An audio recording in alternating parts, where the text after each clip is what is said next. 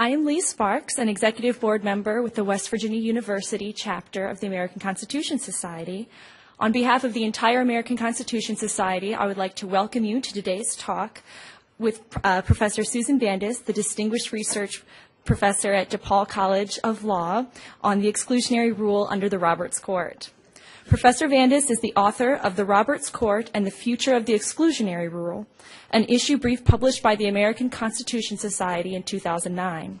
We are very thankful for her decision to join us today in what promises to be a very exciting discussion. Before we begin, the American Constitution Society would like to thank several people for making today's event possible. Thank you to Brian Caudill for all of his help publicizing today's event, and Margaret Obush for her help coordinating the lovely reception that will follow. In addition, we would like to thank Professor Ann LaFaso, the faculty advisor to the American Constitution Society, and Dean Joyce McConnell for her willingness to support this important issue. I would now like to introduce you Professor Val Vidic, the Associate Dean for Faculty Research and Academic Development, who will tell you more about today's discussion.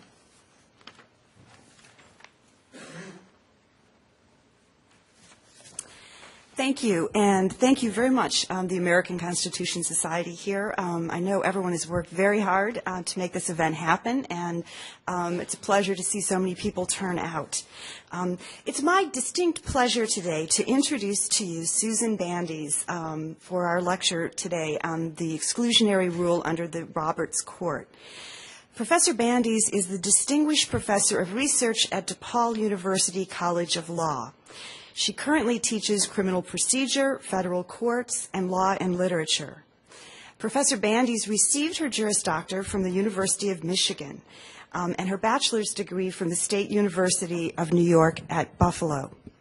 Professor Bandis has had substantial experience in the practice of law as well as in the legal academy. She began her legal career at the Illinois Office of the State of the Appellate Defender. She then worked as a staff counsel for the Illinois ACLU, where she litigated a range of civil rights cases and helped draft and secure passage of the Illinois Freedom of Information Act. She joined the DePaul faculty in 1984 and was named Distinguished Research Professor in 2003. Professor Bandis is widely known as a scholar in the area of federal jurisdiction, criminal procedure, and civil rights, and more recently as a pioneer in the emerging and really fascinating study of the role of emotion in law. Her scholarly articles have appeared in a number of top journals, including law journals at Yale, Stanford, the University of Chicago, Michigan, and Southern California law reviews, as well as in a number of peer-reviewed law journals, including Law and Social Inquiry, Constitutional Commentary, and the Journal of Law, Culture, and the Humanities. She recently wrote a book on the role of emotion in the law called The Passions of Law, which was published by NYU Press in January 2000. Most recently, she's begun to teach classes on law, literature, and the death penalty and emotion, and a range of other fascinating issues that a number of us have had the pleasure to discuss with her last night at dinner. She's received a number of awards, both from her institution and from the university, for her service, her scholarship, and also her teaching. And I wanted to end with just noting, in addition to being, an excellent scholar and a leading theoretician and professor, she's also continued to engage in pro bono activities. She's recently acted as the co-reporter for the Constitution Project's Bipartisan Death Penalty Initiative, which produced a report, Mandatory Justice, 18 Reforms to the Death Penalty. She's also currently serving on the advisory board of the Chicago Appleseed Fund for Justice's study of the criminal justice system in Cook County, Illinois. So it is our great pleasure to welcome Professor Bandis, and we look very much forward to hearing your comments.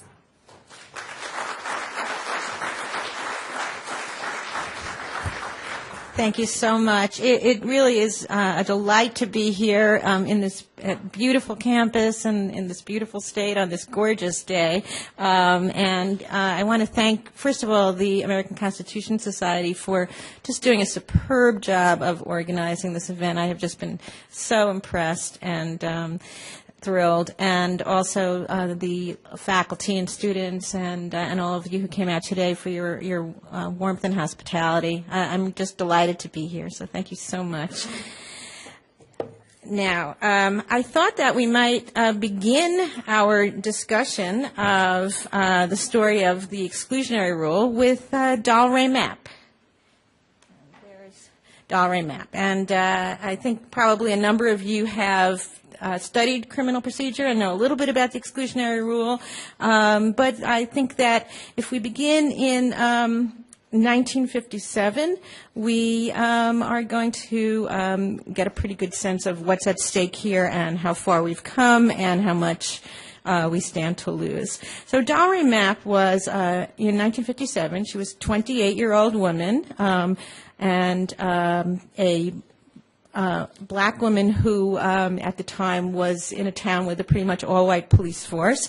She lived with her daughter at the top floor of a two-family house in Cleveland. She was a strong, outspoken woman who did not like being pushed around. And in 57, Cleveland police showed up at her house after receiving a tip from Don the Kid King, Don King, the future fight promoter. You may have known his name. That they would find evidence at this two-family house connecting someone there of setting off a bomb at his house. The police arrived, and they stood on her porch, and they said, "Let us in, Dolly." And Mapp demanded to see their warrant. They would not show it for her at first. They came in without her consent. They then waved a piece of paper at her, but refused to let her see it. She grabbed the paper from them, stuffed it down stuffed it down her blouse, and they retrieved it therefrom. They then chained her to the banister, searched her entire house, including the basement, and found not evidence of a bomb plot, but instead 4 books that at the time were considered pornographic, but that would to us today no doubt seem extremely quaint.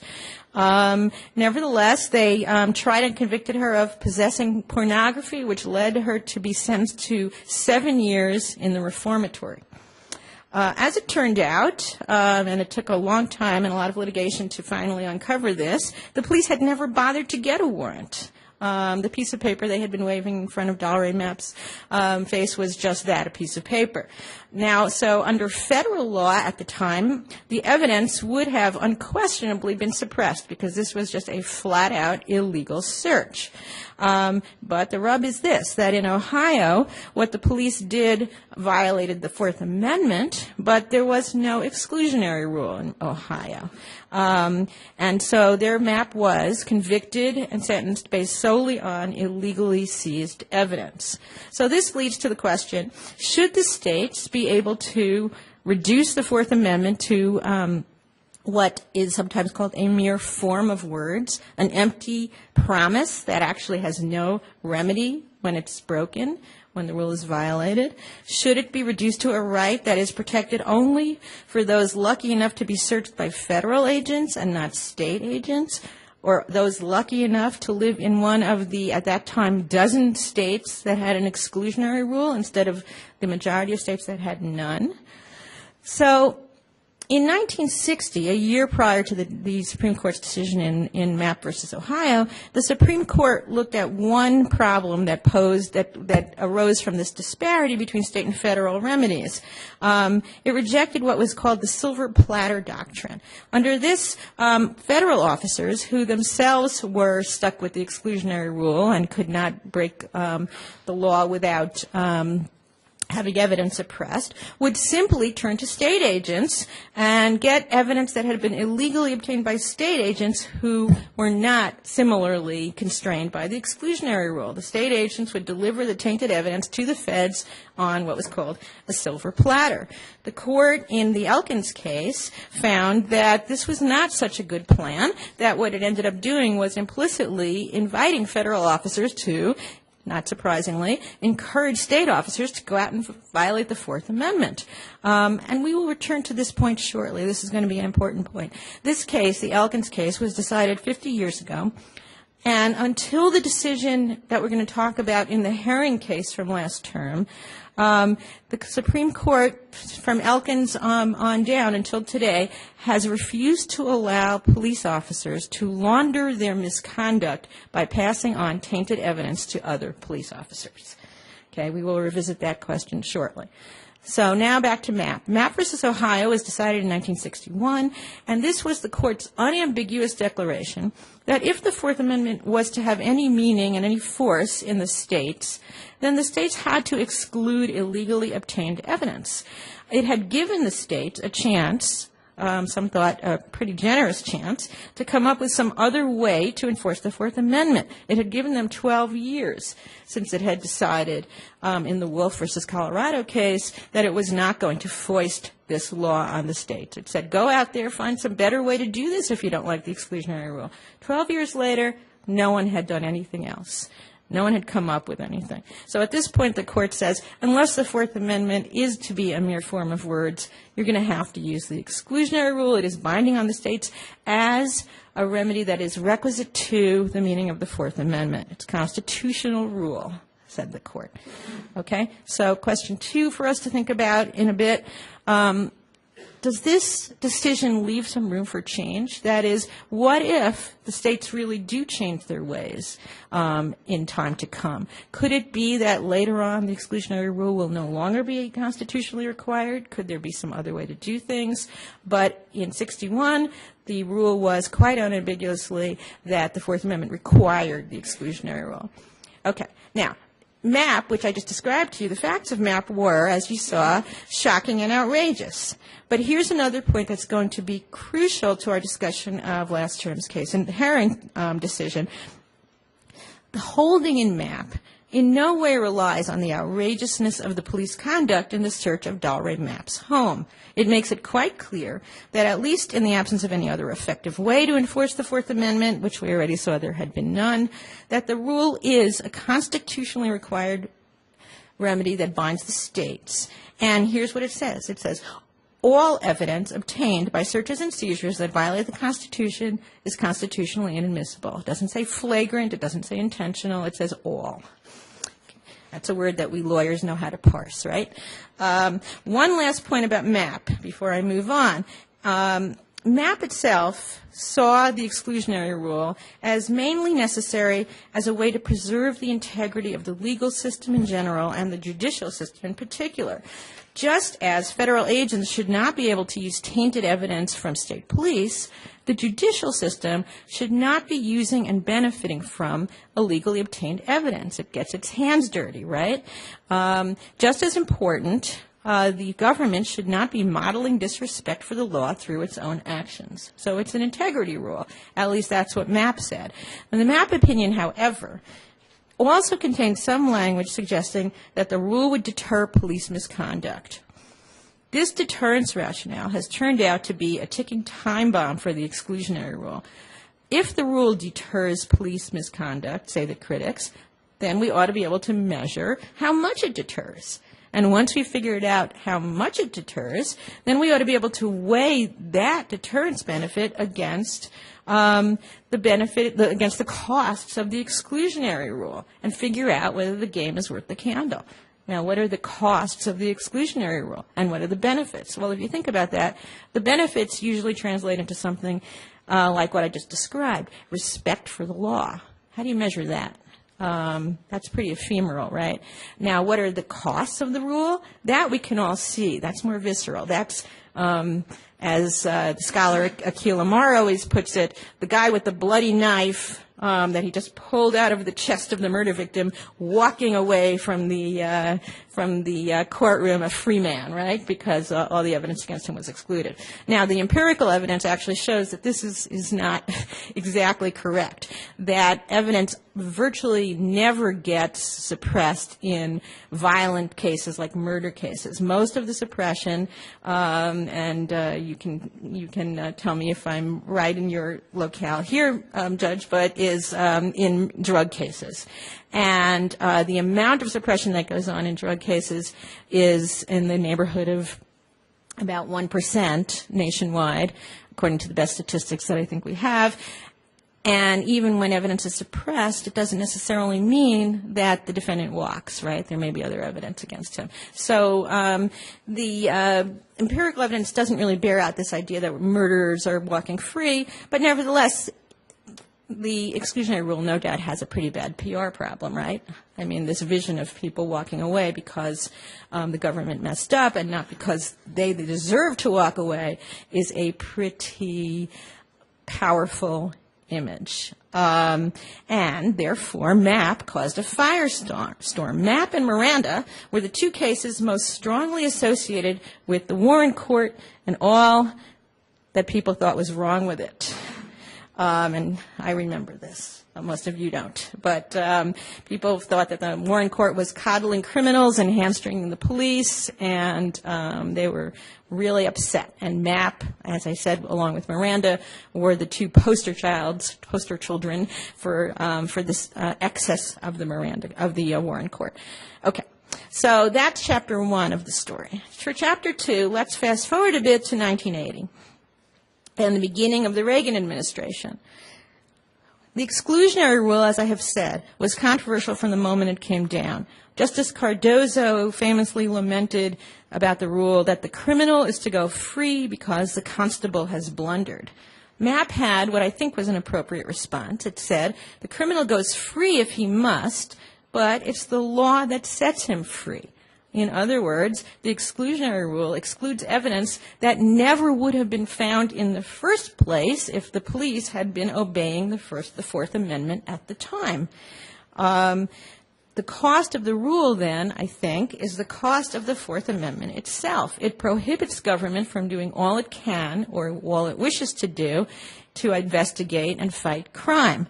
Often this simple point is overlooked. But the PR problem that I referred to is that if the police had never seized the kilo of cocaine in the first place, we wouldn't have the kilo of cocaine. Once they've seized it and it's sitting there as evidence on the witness table, now we know it's there. And now we're not so happy about the idea of losing it, right? That's the PR problem. But the issue gets conflated. As my law professor, my criminal procedure professor, Yale Camisar, who was old enough to remember the year that MAP came down, described of his own memory to the reaction of the decision in MAP. He quotes the New York City police commissioner, who, like many other police commissioners at the time, was absolutely furious and apoplectic about the MAP decision. And what he said was this. He said, now we're going to need to retrain the entire department, from the top administrators to the thousands of foot patrolmen and detectives engaged in the daily law enforcement function. So Camisar said, why did they have to be retrained? What kind of training had they gotten in the first place? What did the old training look like? Was there any, he asks? One possible answer to his question came from this very same police commissioner who complained that now, he says, it's going to be impossible to conduct searches in the absence of probable cause. As Camisar observed, it was as if in the year 1961 the Fourth Amendment itself had just been adopted for the first time, and as if this was very bad news indeed. Okay, so for the second chapter of this saga, when we're in the 1980s, where I've asked us to visit at the beginning of the Reagan administration, we've got the Reagan-era Justice Department led by Attorney General Ed Meese spearheading the first full frontal attack on the exclusionary rule. Now, two of the players in this drama are of special interest to us.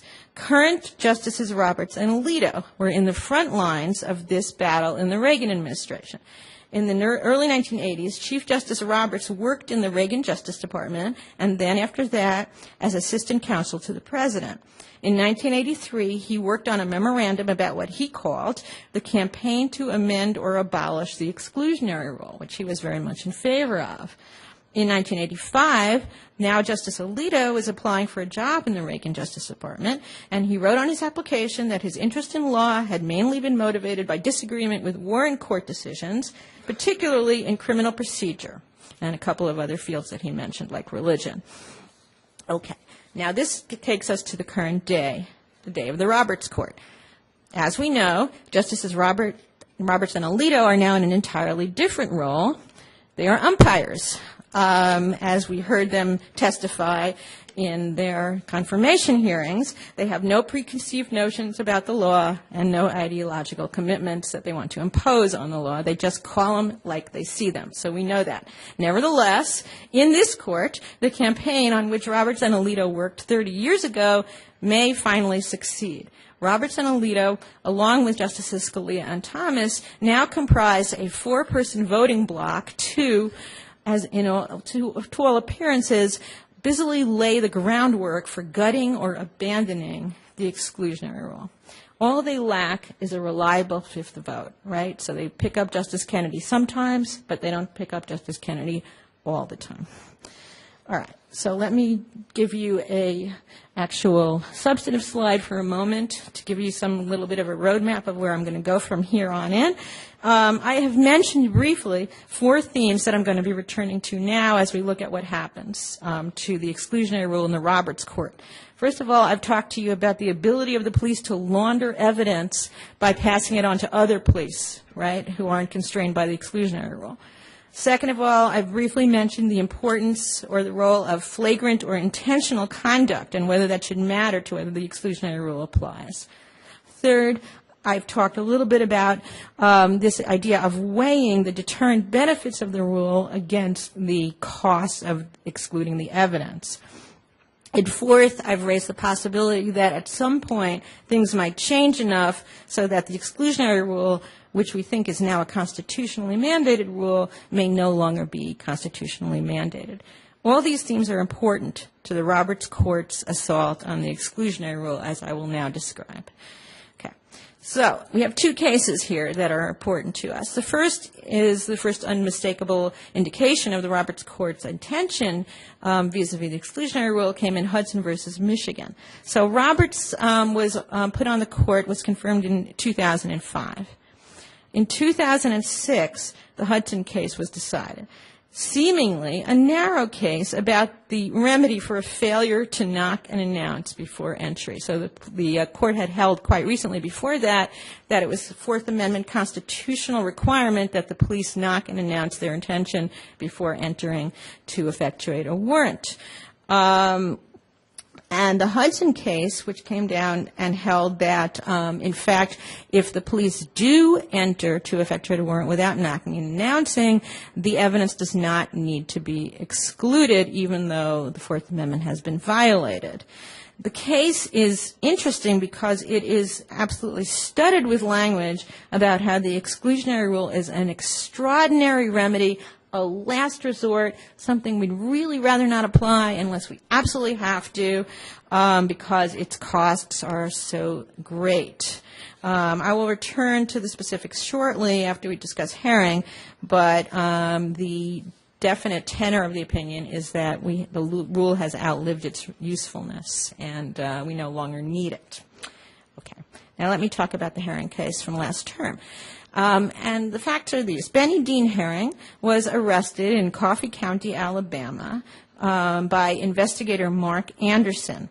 The Supreme Court majority opinion says that Anderson knew Herring from prior interactions, and one day spotted Herring at the sheriff's department and started looking for a way to arrest him. Now, it doesn't really explain why you would want to start looking for a way to arrest somebody that you knew from prior interactions, so you really have to look at the dissent to understand one possible reason why this might have occurred. And the dissent notes that, in fact, Herring suspected Sheriff Anderson of being involved in the murder of a local teenager, that he had reported his suspicions to the local district attorney, and that Anderson had been pressing him, to drop the accusations against him, okay? So Anderson now sees Herring at his sheriff's department. He looks at the Coffee County records to see whether there were any outstanding warrants that would allow him to arrest Herring, and there were none. But he had more luck when he called over to neighboring Dale County. The Dale County database did contain an open arrest warrant for Herring. Unfortunately, the glitch was that the warrant didn't actually exist. That is, it had been recalled 5 months earlier. It was no longer a valid warrant. But the Dale County database had never been updated to reflect this change. Anderson, who as Al Altshuler nicely put it, had evidently mastered the Supreme Court decisions allowing the police to search a vehicle when they can arrange to arrest the person inside it, watched Herring as he got into his truck, let him start driving his truck away from the sheriff's department, followed the truck, pulled it over, arrested Herring, and then, under the Belton rule that was in force at the time, got to perform a search incident to arrest of the entire truck, passenger compartment of the truck, and Herring's person. He found methamphetamine in Herring's pocket and a pistol in Herring's truck. So, as Professor Altshuler observed, by now, Benny Dean Herring must have learned one of life's important lessons. Never bring methamphetamine and an unlawful pistol with you when you visit the sheriff's department. As he added, this is a particularly important rule when one of the sheriff's officers is your enemy. So what happens is Herring is arrested without probable cause and without a valid warrant and subjected to this search incident to arrest, which led to this discovery of contraband and a weapon. And so for those of you who have had any criminal procedure, you know that under the rules that we normally use in such a situation, the contraband would have been the fruit of the unlawful arrest and would have been suppressed under the law that stood prior to the Herring case.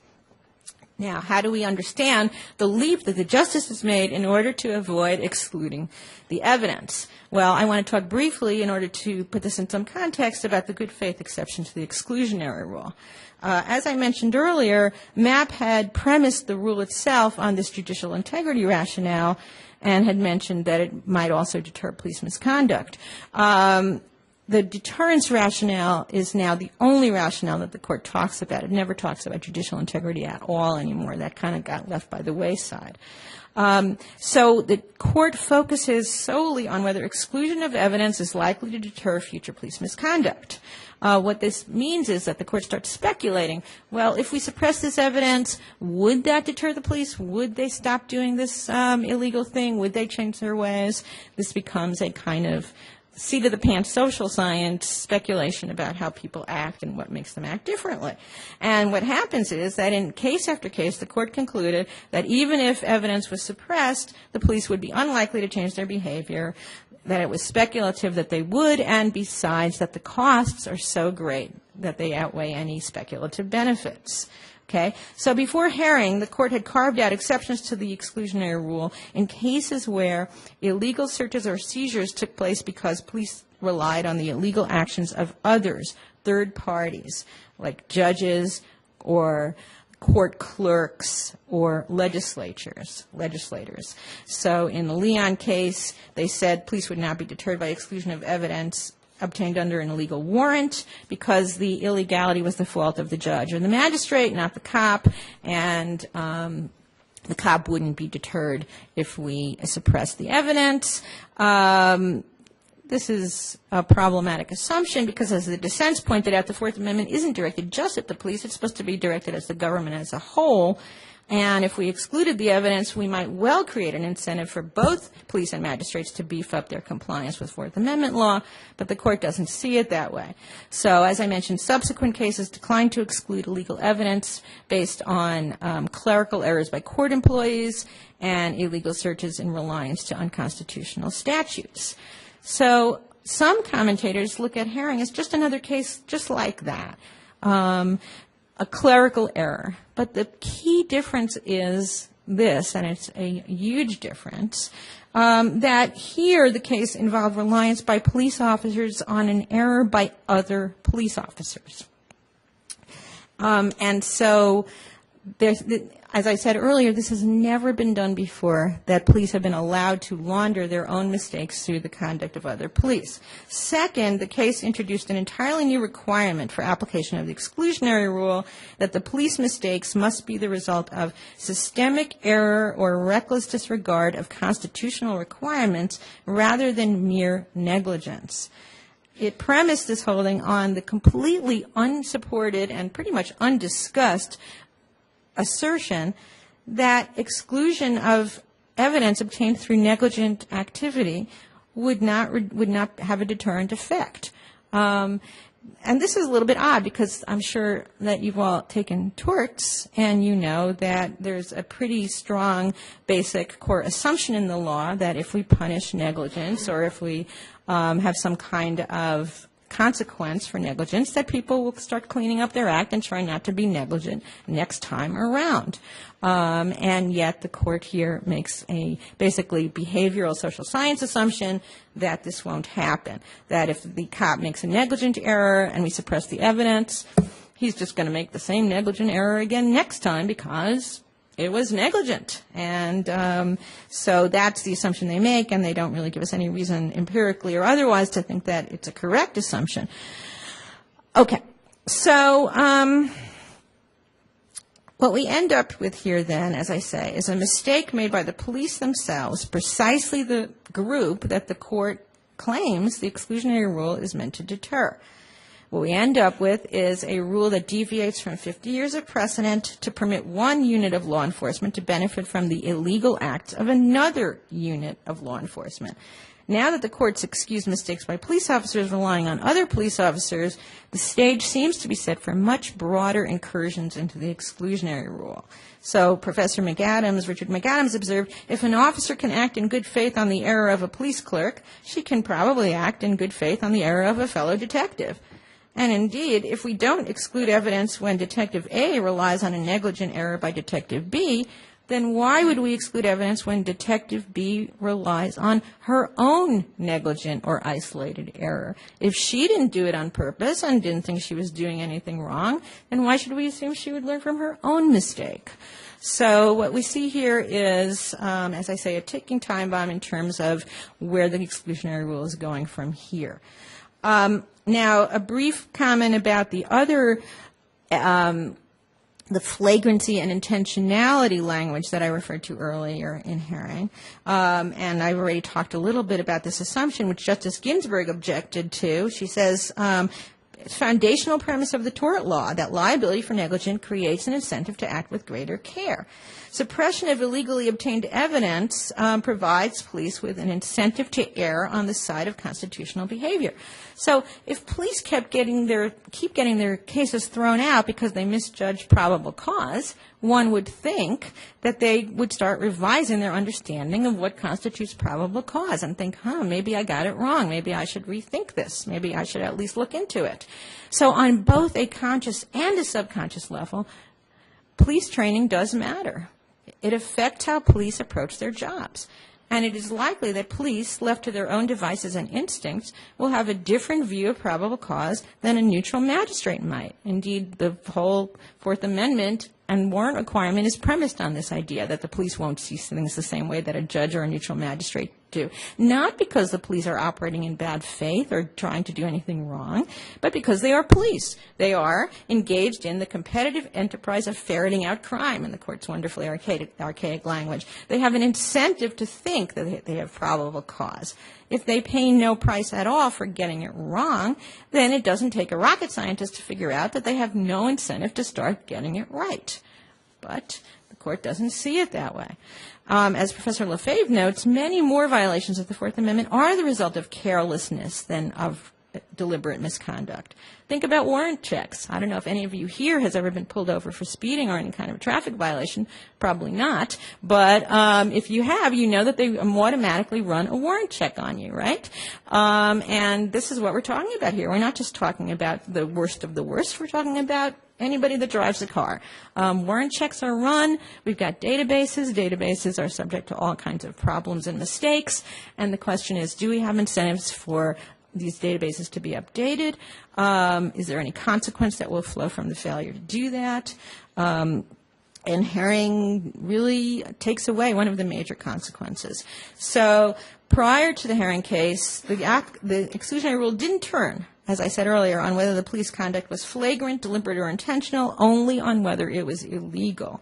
Herring, therefore, is poised to convert the rule from an ordinary remedy for Fourth Amendment violations to one that can be used only when the defendants can prove that the police conduct was intentional, flagrant, or recurring. Okay? Now, I just want to take just a few brief moments, because I really do want us to have time for discussion, to say a couple of things. First, about the lower courts in the wake of this case, and secondly, about the Hudson case that I mentioned earlier. And then I hope we can talk.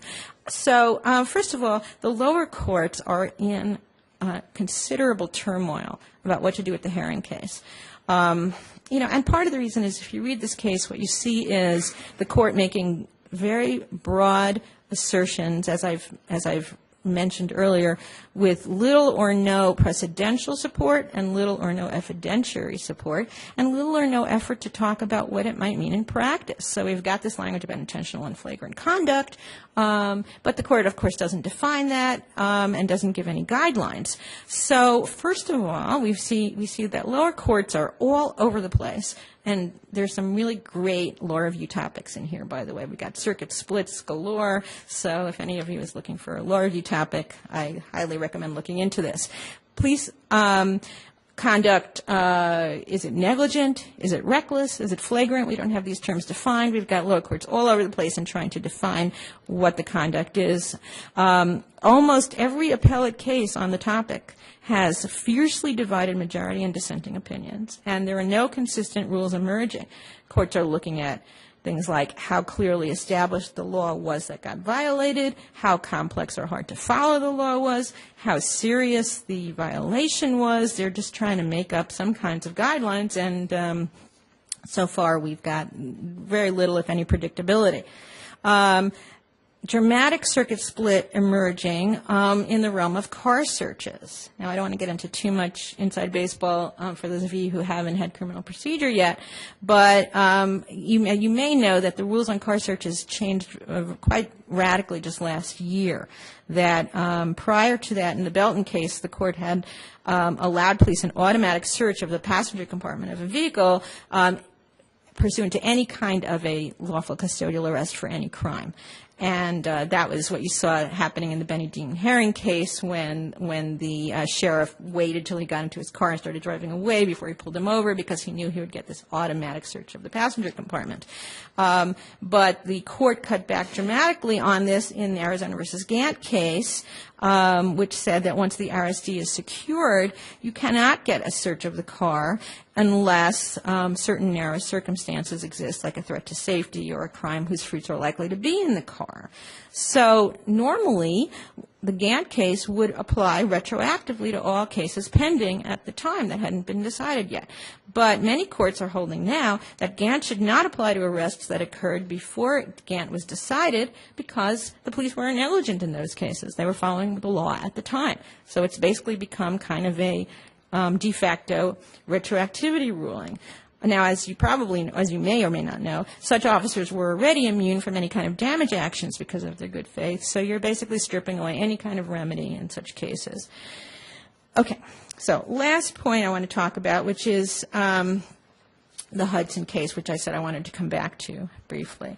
And I talked to you about the knock and announce rule and the question of whether a failure to knock and announce should lead to exclusion. The court held here that it should not. But the important thing about the Hudson case is that the court said, in Justice Scalia's majority opinion, that there's no reason to think exclusion is still a proper remedy, simply because we found that it was necessary in different contexts and long ago, he says. It claims that there were two major changes since MAP was decided. First, we now have other effective remedies for victims of Fourth Amendment violations. And second, police forces are increasingly professional. Because of these changes, he says, resort to the massive remedy, and you always find those kinds of adjectives in there, right? Massive remedy of suppressing evidence of guilt is unjustified. Now, in some ways, he's right. In some ways, it is easier to sue the police than it was in 61. In those days, you couldn't even bring civil rights suits against individual police officers. Till 71, you certainly couldn't sue the police department or the city as a whole. Or before 78, I mean. But even with these changes to the law, high barriers still exist to suit against police officers, and in many respects, it's becoming harder and harder to sue police officers and police departments. It's always been challenging to sue individual police officers. It's difficult to find lawyers to bring suit against the police. It's difficult to convince juries to render verdicts against the police. As we found out in Chicago, in a series of events that I could talk about later, where we had clear, intentional, flagrant misconduct, no jury would convict the police. It's very difficult to collect damage awards against officers who are often judgment-proof. In Hudson itself, which involved the failure of police to knock and announce before entering the suspect's home, the court seemed completely unimpressed by any lack of evidence that victims of such conduct had ever been able to bring successful civil suits, saying, as far as we know, civil liability is an effective deterrent here, which Justice Breyer called a support-free assumption. So in many ways, it's true that police departments are more professional than they were in 1961. But here's the interesting thing. In support of its claim that these changes have rendered the rule unnecessary, the court cites the work of criminologist Samuel Walker. Walker had written an opinion piece in the LA Times after the opinion came down. Okay. Oh, that was my not going to announce slide. All right, but I'll go past that. Here we go. Called Thanks for Nothing, Nino, in which he took Justice Scalia to task for misrepresenting his work. Walker said the positive changes in police work over the years were, in fact, attributable to the exclusionary rule.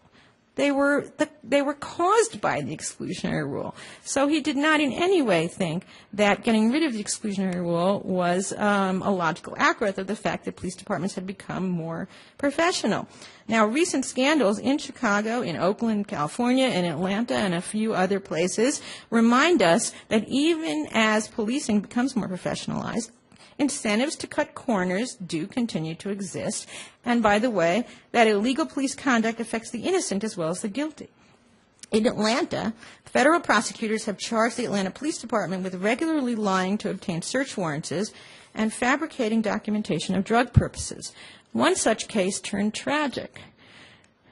This is Catherine Johnston. She was 92 years old when the police raided her home.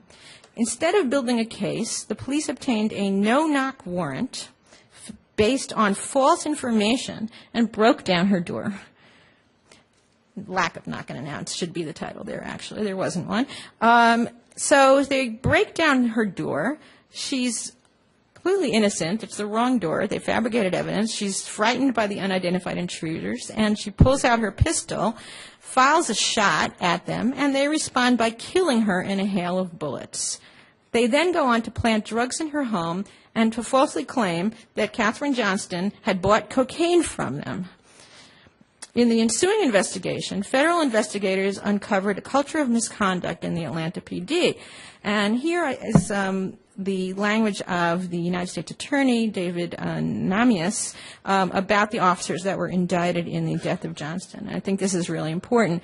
What he says is the officers charged today are not accused of seeking payoffs or of trying to rob drug dealers or of trying to protect gang members.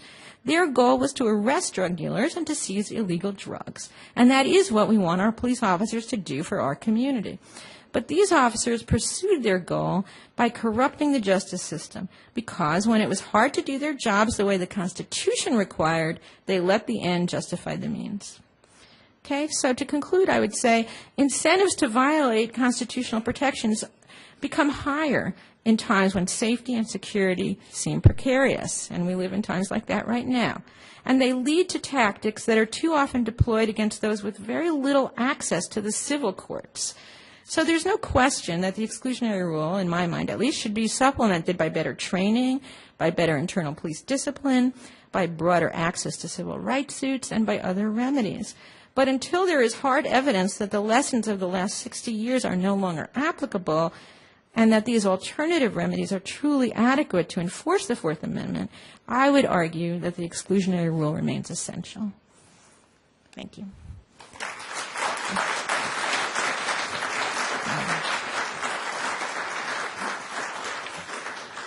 May I take some questions or comments? Yes, sir.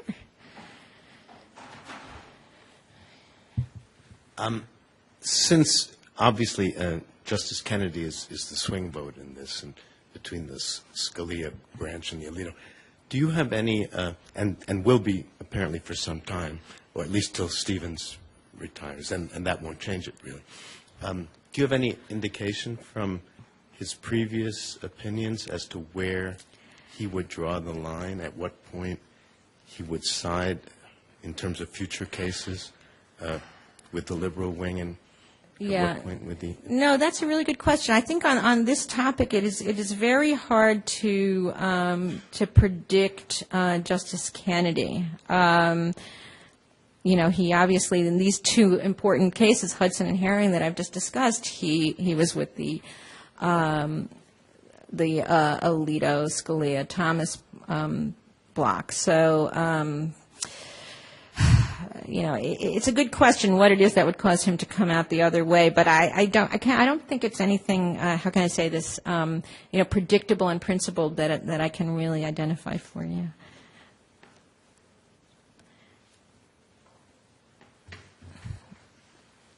I might be asking for sort of a primer sort of question. You're lucky enough to have an ignorant person like me. So. Love it.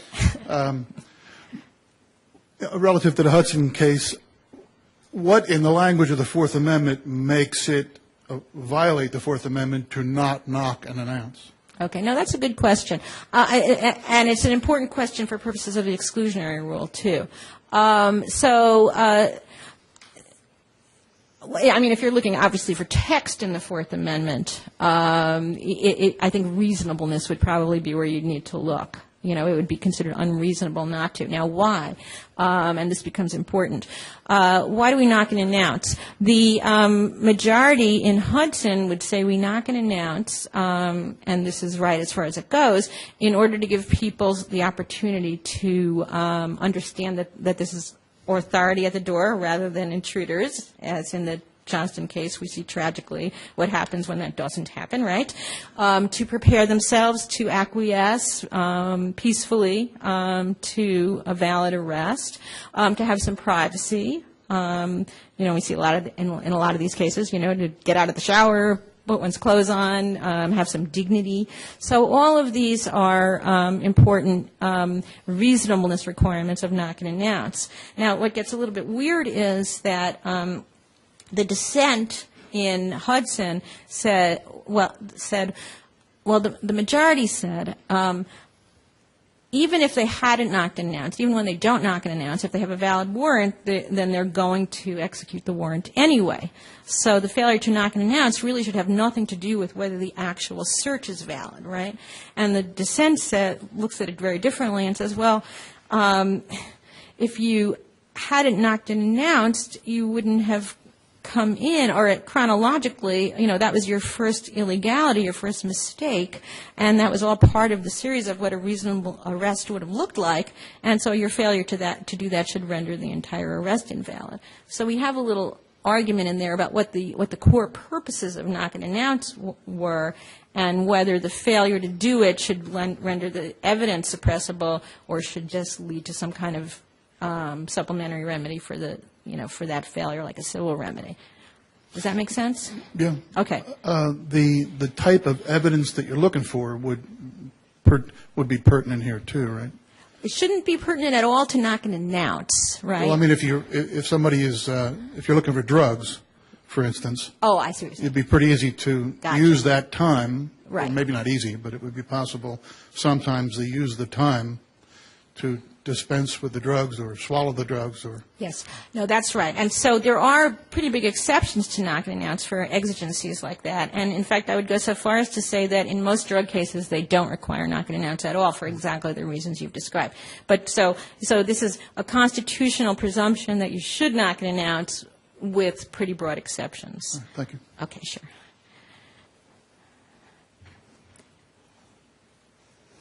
Should I start calling on students? I'm happy to do it. I have a question, too. I'm interested in these the clerical errors exception. Yes. So that, to me, is really interesting because the incentives of the magistrates would seemingly be much different than that of the police in terms of what the magistrates want versus what the police want. And I wonder if you think that it's a good idea that the exclusionary rule does not apply to these sort of clerical errors. You mean by court clerks even, right, not just by police clerks. I think, is that right? Yeah, I think it's a bad idea. I think that Leon, which was the first good faith case that I mentioned briefly, took a pretty big wrong turn. Because the Fourth Amendment, getting back to the text of the Fourth Amendment, it doesn't say anything about police. It's about the government. The Fourth Amendment is a limitation on the government. And, of course, judges and magistrates are part of the government and part of the criminal justice system and the legal system as well. So you start carving things up into little atomized bits and saying the Fourth Amendment is supposed to deter the cop but not the judge. First of all, I don't see any textual or policy-oriented argument that really supports that. And second of all, if you've ever been in a courtroom trying to get a warrant, or even if you've watched some cop shows, you probably know that the way that Leon sees the world isn't really very accurate, I don't think.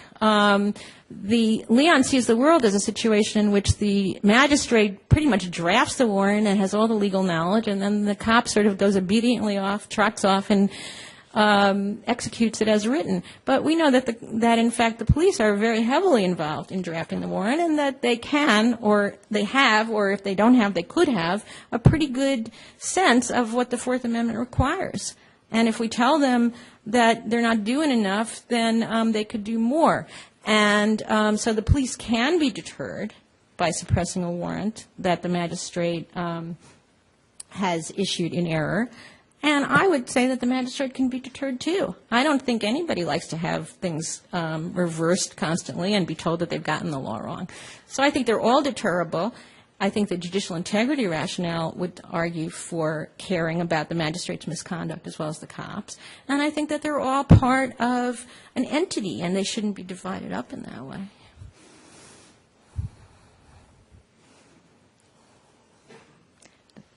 Does anyone want to disagree with me, argue with me? No.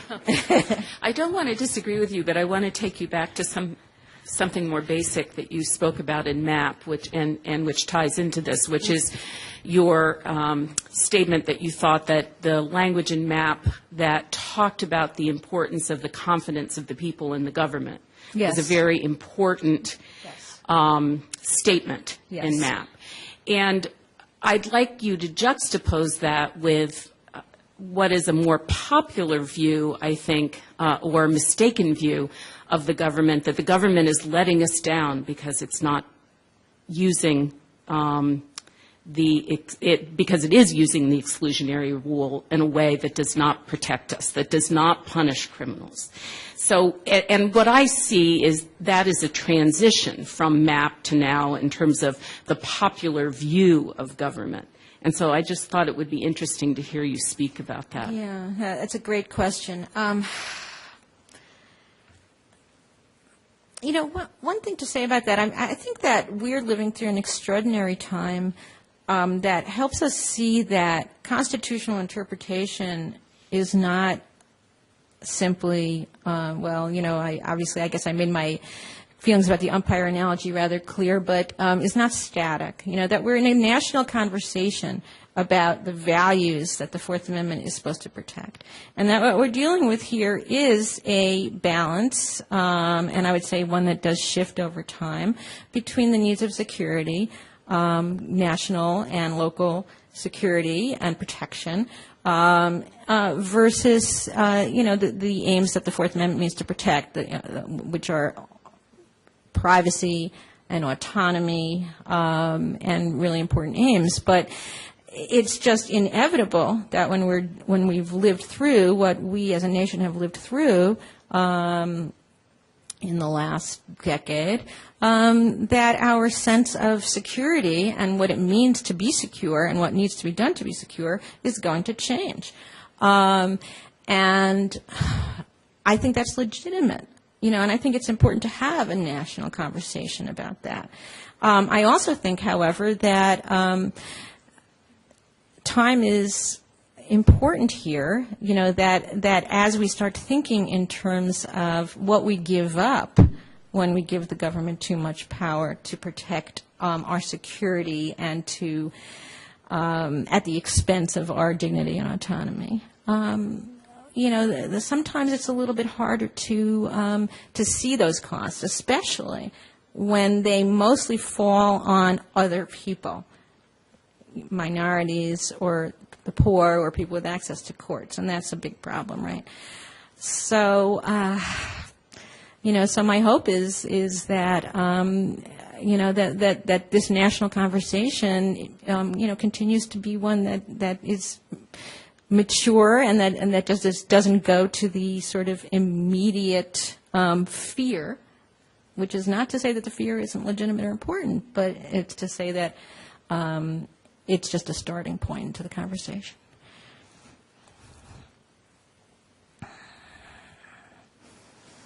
Well, okay. I guess I have convinced everybody of the rightness of my position, so that's great.